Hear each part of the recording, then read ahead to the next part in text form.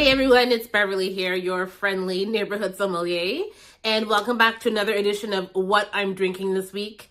Now you guys, we're gonna get a bit dramatic and we're gonna head to an active volcano to taste this wine. Yes, with me, I've got the 2022 Tornatore Etna Rosso. Delish. Let's get into it.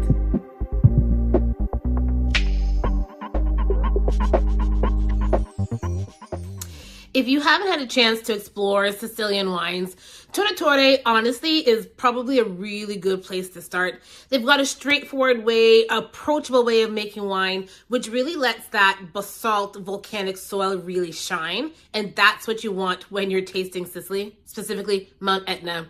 The Tornatore's fourth generation family-run winery. Their roots date back to the 1860s. And I would say that they're probably one of the larger families, larger holdings in the Etna DOC, which is where they are in Sicily.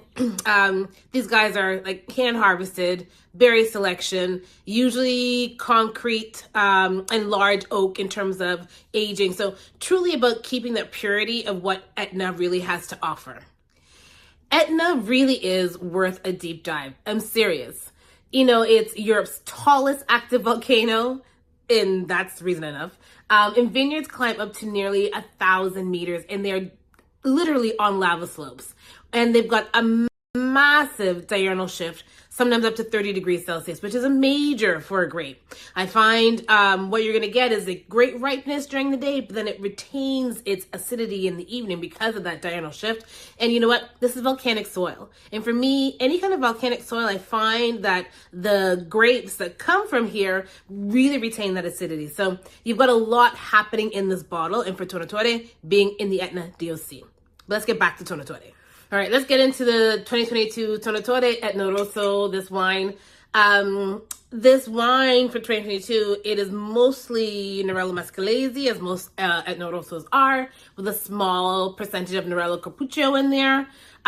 If those names are new to you, people, when they ask me what to expect from Etna Rosso, I always say, imagine that Nebbiolo and Pinot Noir produced an offspring, and this is what you're going to get. It's light in color, great acidity, and really fine tempered tannins as well on the palate.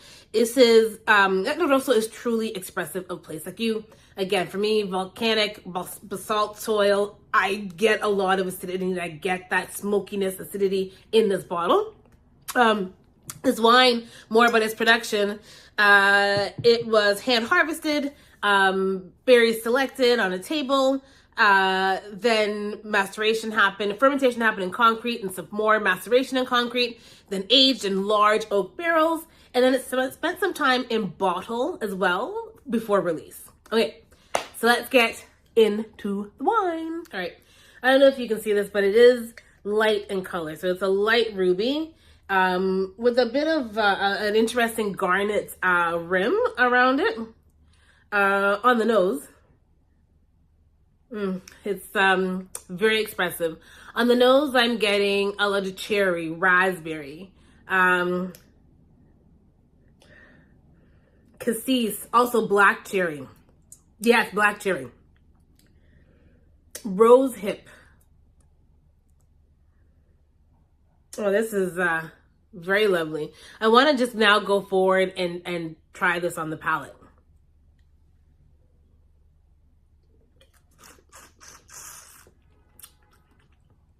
Yeah. On the palate, you're greeted by a structured wine. Moderate plus acidity. A little bit more than moderate tannin, I would say. Moderate plus alcohol. It's dry.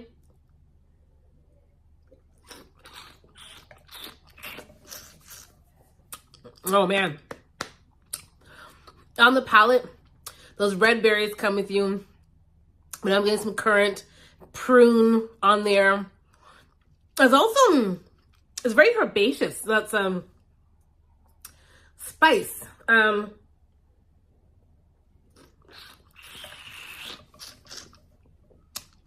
Anise, allspice. Interesting. And like a smoky, light cured meat thing on the finish. This is really lovely. This wine is friendly, it's crunchy, it's juicy. This is something that feel free to open it with there's no food. I don't think this is one that needs food to help it shine, or one that if you added food to it, you're going to have this crazy wow moments. This is just a juicy, lovely sipper. I'm here for it. And that's a wrap. That's what I'm drinking this week. The 2022 Tornatore Etna Rosso. Quite fun. I'm really enjoying this. Here in my market, retails for $24. This is just really juicy, fun wine. You know what? We often talk about wines to have like our summer reds. This to me could be one of your summer reds. A light chill on the patio. This is great with conversation. Join me next week to see what I'll be drinking then. If you got some thoughts and things you want me to try, or your favorite wines, do you have a favorite Etna Rosso? Let me know. Cheers.